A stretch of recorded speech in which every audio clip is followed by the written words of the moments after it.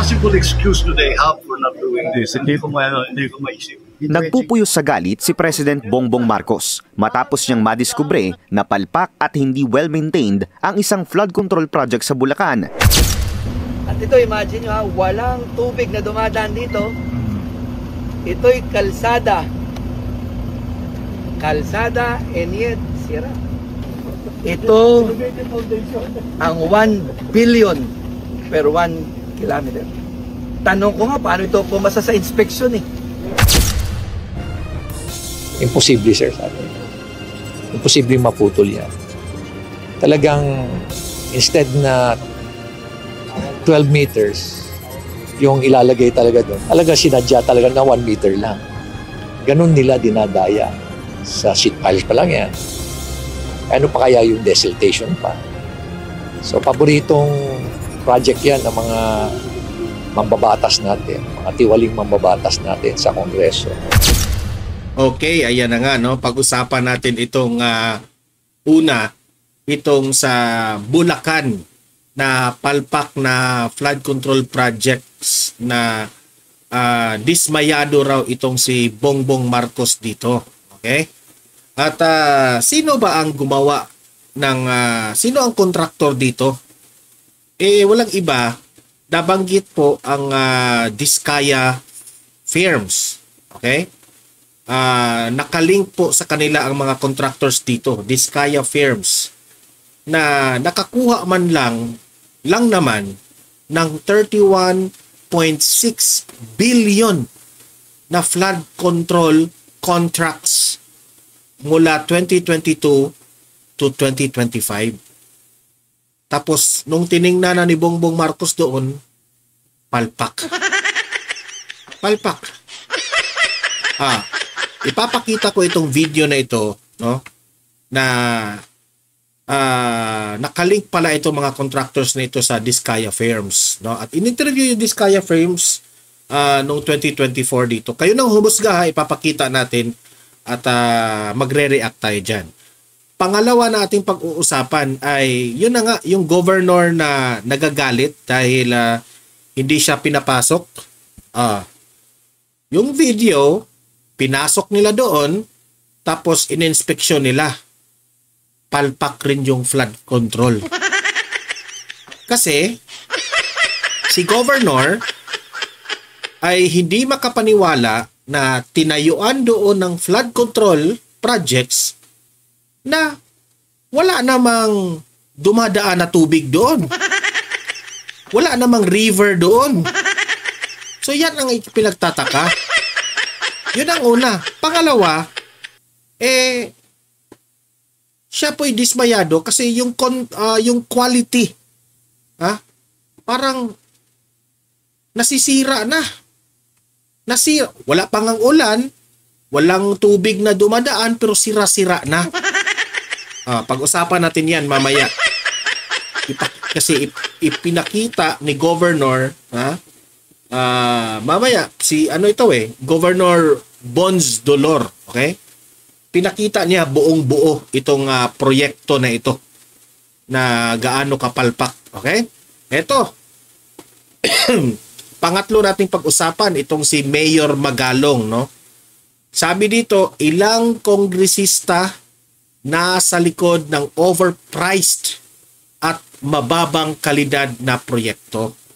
So, ibinubulgar ngayon nitong si Mayor Magalong ang mga overpriced na mga proyekto na ginagawa ng mga pasaway na mga government officials.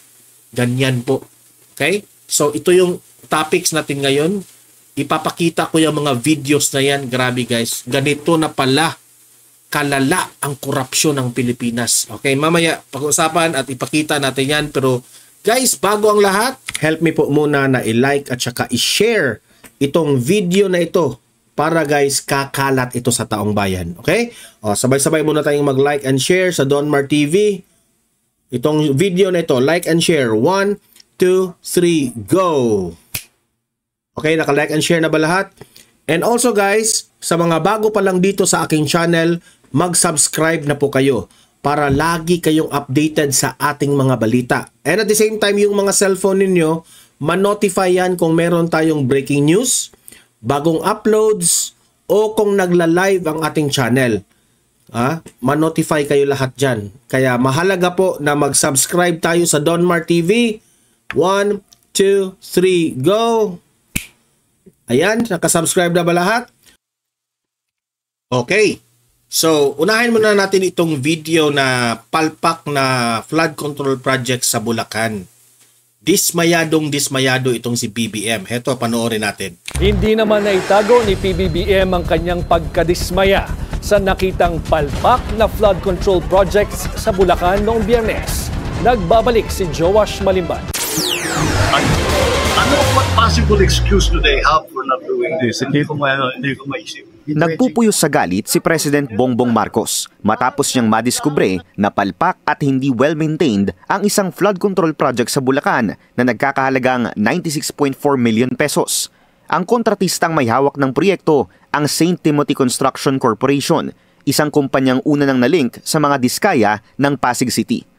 Unang umingay ang pangalan ng mga diskaya nang tumakbo si Sara Diskaya sa itong mga diskaya, umamin rin sila na bilyonaryo na sila. Okay? At inamin rin nila na sila ay noon ay mahirap. Mahirap lang sila noon. Pero dahil sa pagsisikap, di umano, no? Na business sa construction, bilyonaryo na ngayon.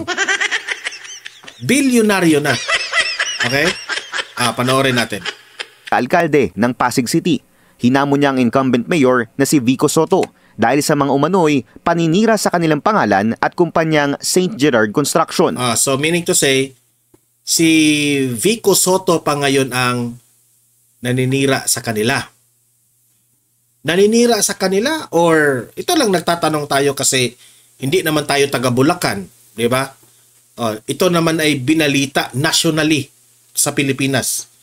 So ang tanong ko ngayon, kung siniraan sila ni Vico Soto dito sa palpak na flood control na ito at sila po ay yumayaman itong Diskaya firms, no? Islam, mag-couple yan, di ba? Diskaya. Kung yumayaman kayo, meaning to say, at walang korupsyon nangyari, meaning to say, lahat ng ito ay resulta sa pagsisikap nila. Yan na talaga ang aaminin nila. Sa sobrang daming projects nila, dahil sila na yung kinukuha lagi sa gobyerno, kaya yumayaman sila. Kaya umaabot ng limpak-limpak na billions of pesos ang kayamanan nila ngayon. Okay? Now, kilala naman natin si Vico Soto. Di ba? Kilala ko yan si Vico Soto. Lagi ko yung sinubaybayan. Lahat ng mga balita patungkol ni Vico Soto sa mga kung saang-saang mga balita, kilala ko ito matinong tao. Matino itong si Vico Soto. So, ito mga diskaya, in fairness to them, hindi ko pa sila kilala kasi ngayon lang naman sila nabalita. I'm not so familiar about dito sa mga pangalan ng mga contractors. Ang sa akin lang, dahil pumutok na ito na issue na ito, dapat natin imbestigahan sila. I hope na itong si Bongbong Marcos ay paimbestigahan itong mga nakalink na mga contractors dito sa Diskaya firms. At susuriin natin ang kanilang assets, ang kanilang pera, kung ano ba ang kasi hindi naman ito siguro politiko, hindi natin for bank secrecy hindi natin malalaman pero inamin dito sa video na umaabot na siguro ng billion ang kanilang pera. So pwede man itong imbestigahan kung mapatunayan na palpak itong flood control at may nakitang corruption. Because I cannot speak na pangunahan natin sila kasi this is under investigation. Ngayon na nagsalita ng Pangulo. Kasi kung sasabihin mo na sinisiraan sila ni Vico Sotto, okay, pero hindi na. Ang tanong ko lang, bakit naman maninira si Vico Sotto? Anong makukuha ni Vico Sotto kung maninira siya? Siya naman yung mayor. Hindi naman siya tatakbong gobernador o ano kung ano. Yun ang aking tanong. Anong point? At siguro, di natin alam. Sabi lang nila yun na siniraan sila pero baka may nalalaman si Vico Sotto. O baka na-booking kayo ni Vico Sotto. Yung nagtatanong lang tayo dito So, kailangan nyo ngayon na magpaliwanag. Binalikan ng Billionaire News Channel ang aming naging panayam. Ito po yung pagmamay-ari sa Diskaya Firms. Sila po na marami silang contractors. Sa mag-asawang Sara at Curly Diskaya noong October 2024. Meron sa taas yung mga service cards ng mga... Ipinakita sa amin ng mag-asawa ang nasa 40 sa 100 koleksyon nila. Ito yung kayamanan nila mga collection nila ng mga cars. At hindi ito yung mga ordinaryong sasakyan. Ito po yung mga sports cars. Yung iba mga luxury at exclusive cars. Luxury, meaning mga mamahalin, luxury cars, and mga yung sila lang, okay? Sila lang ang may tawag doon, disenyo ng mga sasakyan na ito. Ang ibang brands nito, sila lang ang mayroon sa buong bansa. Kwento ng mga Diskaya, malayo na ang kanilang narating pagkatapos ng una silang makasungkit ng isang government project noong 2014. Mula doon sa hindi nyo alam sa pambayad ng tuition, walang panggatas ng mga bata. Ngayon pong 20... walang pambayad ng gatas ng bata kasi dumaan sila sa time na mahirap pa sila. Okay? Remember that. 24, magkano po yung asset na pinag-uusapan natin ng pamilya Diskaya? Magkano na raw yung asset nila?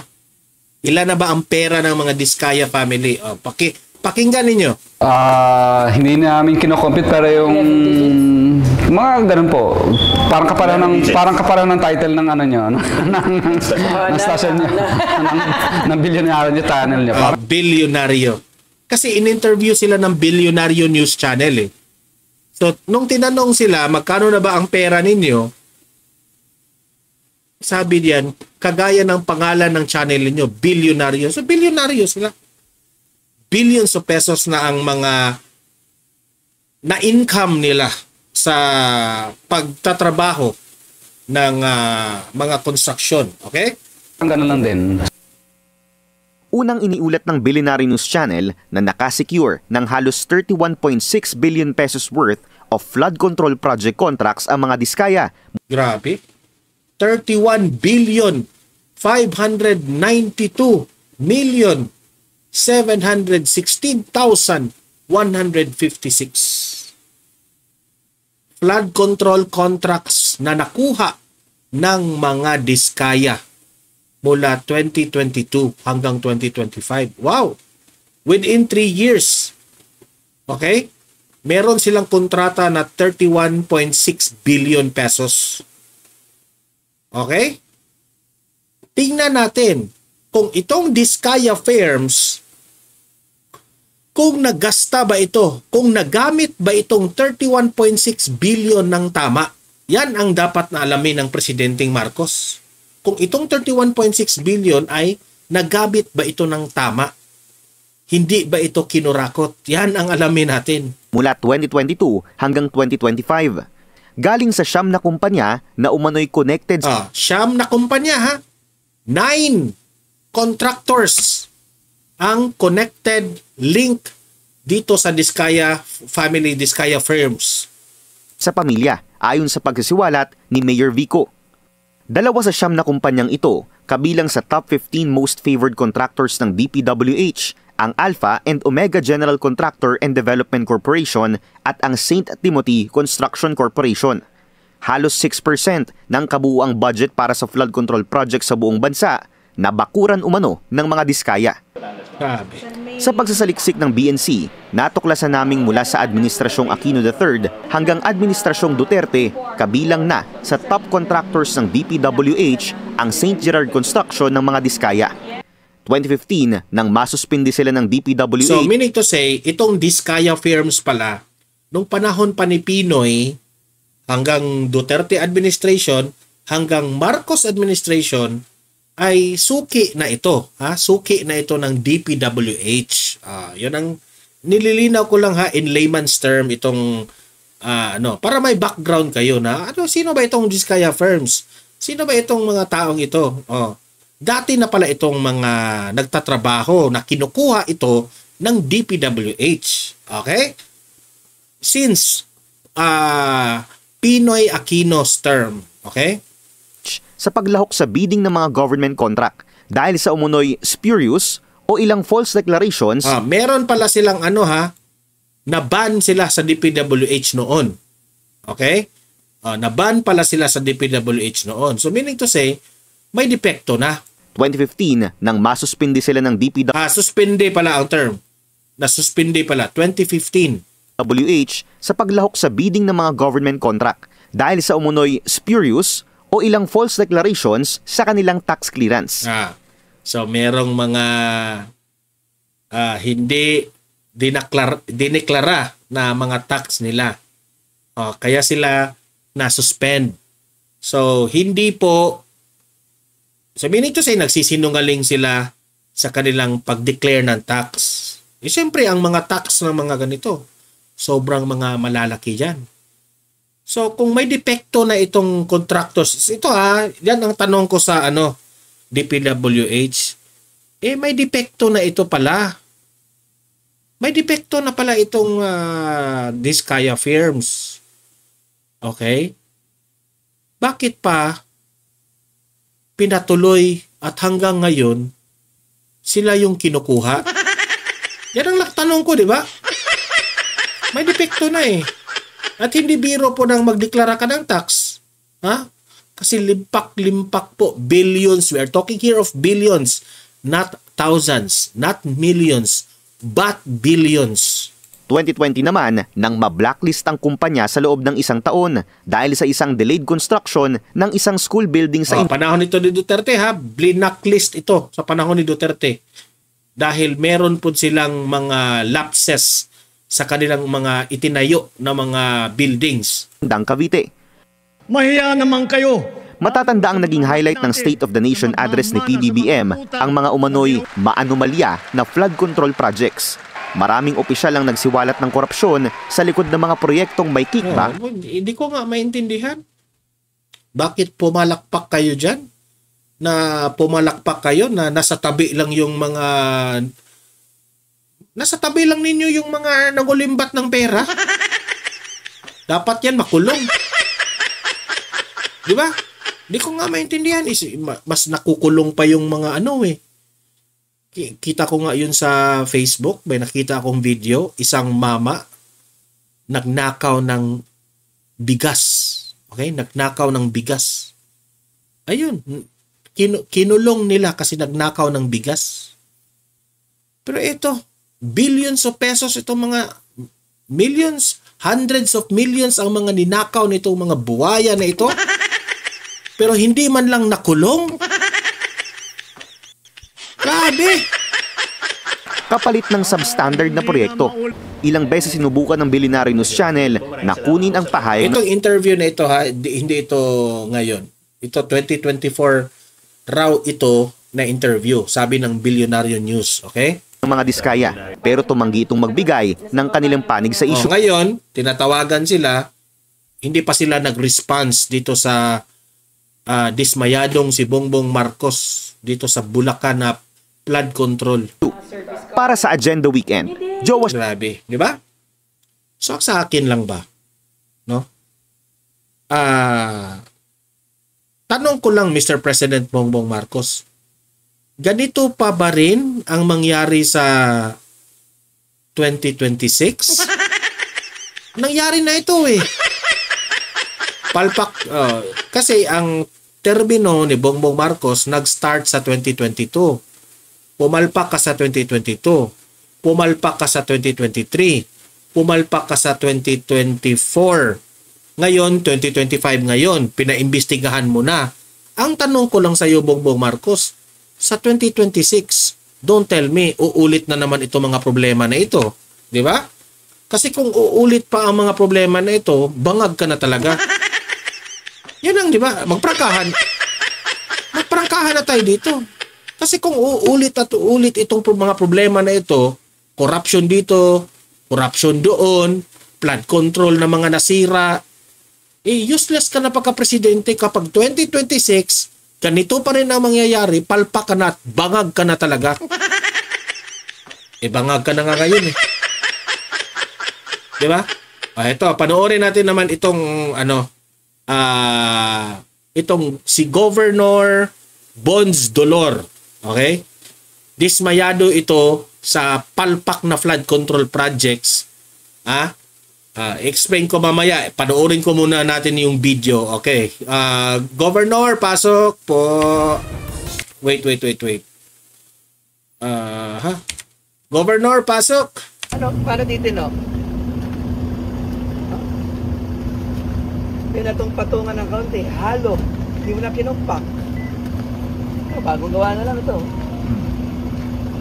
At ito, imagine nyo walang tubig na dumadaan dito. Ito'y kalsada. Kalsada, and yet, sira. Hindi ko rin may paliwanag ito. Ayan, ang laman loob, puro, laman loob. Ang bakal. Paano titino? Kita nyo. Grabe. Nasira pa. Para may tago. Maniniwala ka ba na ang itsurang ito 1 billion per 1 kilometer? Grabe. Kayo na ho ang mag-judge. 1 billion per 1 kilometer. Sa itsurang ito, ikaw mag-judge. At saka ito, tingnan nyo naman, oh. Mortar yung mortar niya. Wala. Ang daming yumayaman ngayon. Ang materyales galing dito. Ang bato galing dito. Ito daw kabila, halwat daw ito, tinakluban lang. Ano na? Halwat daw ito, tinakluban lang. Halwat ito lahat? Yan. Kaya may taklob, kaya may tambak. Halwat ito? Pwede natin silipin? Pwede natin ito silipin? Mahukay natin, ayun naman ko. Kanino ba ko yun? Kanila? Ay, ayoko. At tayo, magkalkala ng konti. Pala ka na ng konti. Ito ang 1 billion per 1 kilometer. Grabe. 1 billion per Tanong ko 1 nga, kilometer. paano ito pumasa sa inspection eh? Ang mga tanong natin, paano pumasa ito? Sa inspection, sa technical inspection, paano pumasa sa COA? Ano kung ginagawa ng QA? Daming Di ba may question. quality control? Di ba? QA po sila, may CP. Quality control, mayroong, ano ba isa? Quality assurance unit. Ano quality naman ito? Siguro naman tingnan pa ho natin ito. Nakakalungkot. Nakakalungkot talaga. Pwede ba paninda sa Batangas yan? Aray ko. Hanapin sa Batangas yan. Nasira. At ito ay walang bakal. At ito ay walang ilog. Oo nga eh. Ay, imagine mo kung dito sumasampa ang tubig. Saka kung pumapaman. Walang ilog eh. Walang ilog dyan. Pero bakit nasira? Kasi sabi nila, walang mga bakal na nilagay. Ayan oh. Puros laman yan na bato at mga balas. Inyo po yung layer ng Buhangin. Isang layer lang. Considering na yan po yung rubble concrete, dapat yung at least makataan may certain thickness. Grabe guys. Kakalungkot Obvious talaga. naman eh. Ano pang i-explain mo dito? Quality sira. Disenyo sira. Overpriced. Substandard, kita mo, ang batong ginamit, yan din lang naman kinuha. Sa ilog din lang. Oo, at saka kita nyo naman ang itsura. Oh. Pag flood control, ibig sabihin, kaya niyang i-control ang flood. Ito walang flood, pero gumuho. Di lalo na kung may flood. Flood control ito, Mr. President, pero wala akong flood na mapipigilan ng ganitong klaseng gawa. Nakita naman ho, konting semento na nga lang, tinipid pa eh. Daming buhaya. Ang budget ng Kapitolyo isang taon ay 2.9 billion. Nandun na lahat ng sweldo, gasto sa ospital, pagkain, lahat ng supplies, lahat ng pagawaing bayan.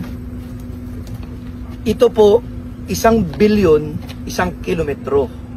Big sabihin, 3 kilometro nitong gantong itsura ng gawa, 3 billion ka. yun na ang taon ng budget ng Kapitolyo. Oo nga eh. Taon ng budget pero gantong klase ang ginawa. Ano naman nung klaseng puso meron ng gumawa at Grabe. nagpagawa nito? Walang puso. Siguro naman nung Bulsa lang meron. kahit sinong ama masasaktan sa ganito. Governor, walang puso ang gumawa niyan. Pero merong bulsa. Merong bulsa. At siguro din ho, kahit sino hong matinong nasa gobyerno, marirealize nyo, may hangganan din naman ho ang mga maling ginagawa. Di ko inaalis na may magandang intensyon. Maaari ang naglagay ng pondo. Pero sana naman nung nilagyan ng pondo ito, isa na alang-alang nila na yung pondong gugugulin ay pinaghirapan ng mga mamamayan. Grabe. Yan ang po video ha. So, yun pala, no?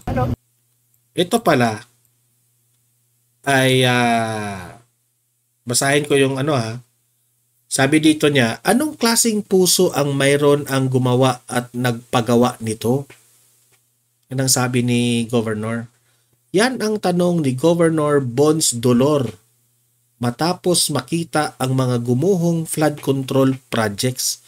Gumuho ito na walang tubig. Hindi pa nga, ano ha? Hindi pa nga ito, kasi sabi niya, siya ang may sabi, wala palang ano dyan, walang river dyan. Meron sigurong river nasa kabila, pero ito wala dyan. Walang dadaan na tubig dyan. Pero wala na. Giba-giba na yung flood control. Okay? Makita ang mga gumuhong flood control project sa mag-asawang tubig river. Pero walang tubig na makita. River sa Barangay Tagumpay sa Nonjan, Oriental, Mindoro na umano'y overpriced na nga, substandard pa. Meaning to say, sobrang laki po ang budget. Kasi meron naman ng makapag-explain yan mga engineers. Alam nila na overpriced yung proyekto na yan. Tapos tinipid pa.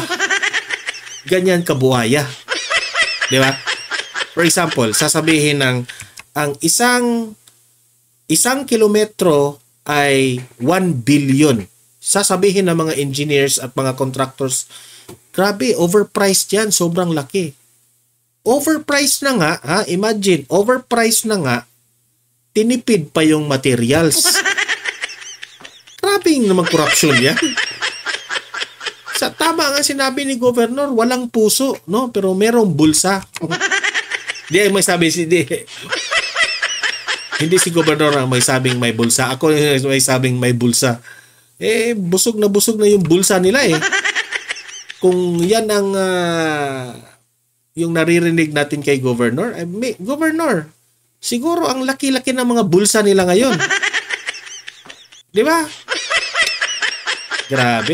Grabe na mga government officials ngayon. Okay? Walang mga bakal, meaning walang mga sa Bisaya pa kabilya, yung mga steel na yun sana yung tulong na titibay at yung pundasyon ng flood control. Manipis ang semento. Wala kang semento kung nakita, puros bato. Oh. Manipis ang semento. Ay nakalagay dito sa balita, manipis ang semento, pero sa nakikita namin, puros naman yan bato lang eh. Ang dumidikit ng bato, mga semento. Ayan o, di ba? Yung pagka-semento nila, walang semento kasi puros bato eh, di ba? Bato na dinikitan lang ng semento. Walang mga bakal, ayan, manipis ang semento at puro buhangin ang loob ng dike. Oh, puros mga buhangin. Sa Bisaya pa, balas. Paano titibay yan? Grabe. So, meaning to say, marami. Meron talaga. Kaya pala, makabili sila ng mga helicopter. Makabili sila ng mga sports car. Wow, galing no? Kaya may mga Louis Vuitton na bag, mga relo, na mga Rolex, wala lang yan sa kanila. 'Di ba? Yung mga relo at mga Rolex, yun na, ito na yon. Galing yan dito.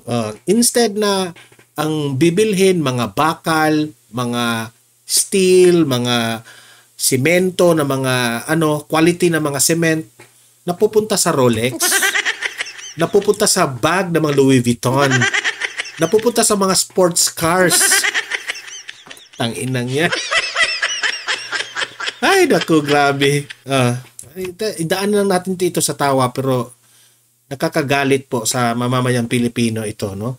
Tanong pa ni Governor Dolor, paano ito nakapasa sa technical inspection ng DPWH? Correct. At sa COA. Yan ang trabaho ng DPWH. To check these projects kung ito ay in quality control. Hindi ba sinab-standard? Quality check, no? Yung quality assurance check. Tapos ayan na, yung pera natin diyan napunta sa mga bato na yan. Diyan lang. Bato lang ang bato at buhangin lang ang nilagay diyan. Galing pa raw yan sa river diyan. Grabe. So, wala. Tayo, ang talo, alam nyo ba kung sinong talo? Taong bayan. Okay, punta tayo dito kay Magalong, okay? Si Magalong ay he is very sure na ang mga kongresista ang mga nasa likod nitong mga overpriced project. Wala nang ibang pinagbibintangan itong si Magalong, kundi ang mga kalokohan nandyan po sa mga buwayang House of Representatives. Marami pa namang mga matitino dyan, pero ang daming mga buwaya na disiplinahin natin dyan. At dapat na yan makulong. Okay? Mayor Magalong, pasok. Imposible, sir, sa atin. Imposible maputol yan. Talagang, instead na 12 meters, naputol eh. Ano kayang naputol na substandard na naman? Yung ilalagay talaga doon. Talaga sinadya talaga na 1 meter lang. 1 meter. Ganun nila dinadaya. Paano hindi maputol? 1 meter lang, di ba? Sa sheet piles pa lang yan. Sheet piles. Ano pa kaya yung desiltation pa? So, paboritong project yan ng mga mambabatas natin. Mambubutas. Mambabatas natin sa Kongreso. Napatunayan na umano ni Baguio City Mayor Benjamin Magalong na dinaraya ng ilang tiwaling kontraktor ang mga proyekto ng pamahalaan. Ayon sa alkalde, 12 metro dapat ang sukat ng mga sheet pile na ginagamit sa embankment na may embedment na umaabot sa 6 hanggang 9 na metro ayon sa teknikal na pag-aaral. Ngunit sa isang nasirang embankment, lumabas na 1 metro lamang ang na-recover na materyales. Matatakaw sila lahat. Magnanakaw sila lahat. Walang katapusan yung kanilang kasakiman. Kabilang din umano sa modus operandi ang paglalagay ng gabyon o rock cage na may sukat na 1 cubic meter. 11 layers ang dapat maayos na pagkakalagay nito. Ngunit sa aktual na proyekto, 3 o 4 lamang ang maayos, habang ang nasa ilalim ay mahina ang materyales at peke ang pagkakagawa. Giit ng alkalde, ang ganitong bababang... Ito bang mga contractors at mga congressmen, wala na kayong konsensya? Yung quality ng proyekto ninyo, delikado yan eh. Di ba? Di natin alam. Merong mga taong dadaan dito sa mga proyekto na ito. Eh kung madisgrasya ito mga mamamayang Pilipino dahil sa mga binarat nyo na proyekto, di natin alam. O merong mang lindol. O, sa dike. O, di, guguho. Eh, isang lindol lang yan. Guguho yan. Di ba?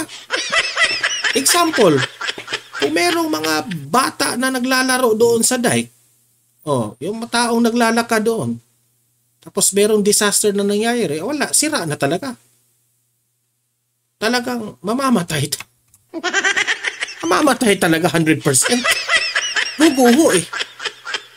Imagine that one, bato lang at buhangin ang nakakonect niyan sa sa proyekto. Konting lindo lang yan, guguho talaga yan. Na ang tanong ko sa inyo, kaya nyo ba, kayong mga contractors, ako, yung mga contractors dyan, duda ko ha, yung ibang mga contractors, matino rin naman yung mga ubang contractors. In order for them, para kukunin sila ulit ni congressman, kailangan silang magbigay ng ganon. Okay? Mas malaki kasi ang mga share ng mga congressman. Yung mga contractors, may iba dyan hanggang ginansya lang talaga. Okay? Yung tama lang sa kanila. Yung labor ng kanilang trabaho. Pero, talagang kunin nila yung budget saka ibigay yan pabalik sa kasi pipirma yung mga contractors eh. Ito yung na-receive kong pera. 100, like for example, 10 billion flood control projects. 10 billion ang nakuha kong pera. So, may bagman si congressman, itong mga contractors na ito, ibibigay na ito sa bagman. Okay? Si bagman naman, siya nang bahala doon na magbigay ni congressman. Yung 3 billion, yun sa contractor. Contractor na ang bahala kung paano niya gawin yung proyekto na yun. Kaya nababarat yun. Kaya mayroong mga low quality na mga projects binabarat, substandard, because ang mga contractors rin gusto rin sila na magkapera sila. Kaya imagine that one. Kasi example 10 billion yung budget. So ang 30% lang yun ang proyekto. 30%, yung 7 billion mapupunta yun kung saan-saan, kung sinong bulsa na magpayaman. Si 3 billion, yun lang ang sabi pa nga ng iba, paano ito itatayo ng mga contractors. Kaya ang contractors rin, maliit lang ang kita ng mga contractors. Kasi yung mga matitino na mga contractors, okay, maliit lang ang kita nila. Kaya binabarat na lang nila ang proyekto para magkapera sila. Yayaman sila kung babaratin. Pero kung i-quality check talaga, kung gusto nyo, kung ikaw contractors ka, reklamo ka. 10 billion ang budget na ito, gagamitin ko lahat ito. Wala akong ibibigay sa congressman. Tapos makita doon yan, quality talaga. Kahit may ilang lindol pa yan, hindi tayo guguho. Di ba? Kahit 24 hours pa yung lindol, hindi talaga guguho yan kasi 10 billion yung budget. Di ba? Patuloy. Ang kalidad na konstruksyon ay madaling masira kapag tinamaan ng malakas na agos ng tubig, lalo na kung manipis na mesh lamang ang pantakip. Kapwa mayor din umano mula sa Mindanao at Visayas ang nagpahayag ng pagkadismaya sa mga proyekto ng DPWH. Sila mismo ang nagsabi na nasa likod ng mga ito ang ilang tiwaling kongresista. And again, I just came from the League of Cities na meeting namin at marami rin lumapit sa akin ng mga mayors from Mindanao at Visayas expressing their frustration din sa mga projects ng DPWH. And sila mismo nagsasabi na behind the projects are certain congressmen. Sinabi ni Mayor, Hindi ito mangyayari kapag si Duterte pa ang presidente. Hindi ito mangyayari. Kasi binabantayan ni Duterte sa kanyang PACC. Ngayon, nawala na si Duterte. Masaya lahat sa pera. Wala nang nagbabantay na hindi siya mababahala kung ipatawag man siya sa Kongreso sapagkat handang-handa siyang ilantad. Yan, alam mo, Mayor Magalong, kung ikaw ay pupunta sa Kongreso man o sa Senado kapag merong hearing, hahanga talaga ang taong bayan sa iyo. Isiwalat mo yan, Mayor. Huwag kang mag-alala. Ang taong bayan ay nasa likod sa iyo. No? Susuportahan ka. Ang ebidensya, may mga nagboluntaryo ring mga alkalde mula sa League of Cities na sasama sa kanya upang iparating ang kanilang saloobin. Kinuwestiyon din niya ang ginagawang investigasyon ng House of Representatives sa naturang issue. Kasi yung ginagawang investigasyon dyan sa House of Representatives, ano sa palagay nyo? Diba? Parang merong isang kriminal na sinabihan mo siya na ito yung krimen mo. Ikaw na rin mag-imbestiga sa sarili mo. So, ano mangyayari na? Saan papunta yun? Diba? Just doesn't make sense to me. Moro-moro lang yun. Binigyang diin ng alkalde na kung magkakaroon ng maayos na investigasyon, mabubunyag ang napakaraming sangkot sa anomalya. Handa umano siyang tutukan ang unang 5 o 6 na kaso upang masimulan ang malawakang pagsusuri. Kaya sabi ko nga, kung gusto nila ako mag-imbestiga, pwede naman. Just to Grabe. jumpstart. Matapang si Mayor, ha? Tutulong siya. Sabi niya, ako pang mag-imbestiga. Investigation. Kasi may experience naman kami. Pagdating din. Ko alam bakit natatagalan. Buti na yung may experience, no? Si Magalong na ang mag-investigate kasi alam niya yung mga pasikot-sikot yan Local government, mayor, alam niya yan. Yung mga laro ng mga government officials, alam. Pwedeng siya mag-imbestiga niyan. Hindi ko rin alam. Naghahanda rin ang kampo ni Mayor Magalong na ilantad ang mga ebidensya laban sa ilang mambabatas. Pero yung ebidensya na yan, hindi niyan ibibigay sa senador at sa mga congressman. Kung sa ganon, talagang hindi makaiwas. Nakakatawa nga no? Diba, nabulgar na itong korupsyon ng flood control. Tanong dyan, sa ngayon, kanya-kanyang tinatago na yung mga ebidensya niya. Kanya-kanyang tinatago niyan, pero hindi nila matatago yung mga proyekto nila na mga sira-sira na yung mga flood control. Magtuturuan yan. Yan ang mangyari. Kaya, nakakatawa kasi sila yung nangulimbat ng pera, sila rin yung mag-imbestiga. Paano yan ngayon? Kaya guys, sabi ko sa inyo, it really reflects on the president. Kaya wala kang tayong magawa kasi nandyan na yan si Bongbong Marcos. Si Bongbong Marcos, kaya sobrang daming corruption. Hindi kasi sila takot ni Bongbong Marcos. Because si Bongbong Marcos has no political will. Siya, natataranta na si Bongbong Marcos kasi siya yung biniblame ng taong bayan. Si Bongbong Marcos naman, blame naman siya sa mga congressman kasi ang mga congressman naman, sila naman ang gumawa nitong mga proyekto na ito.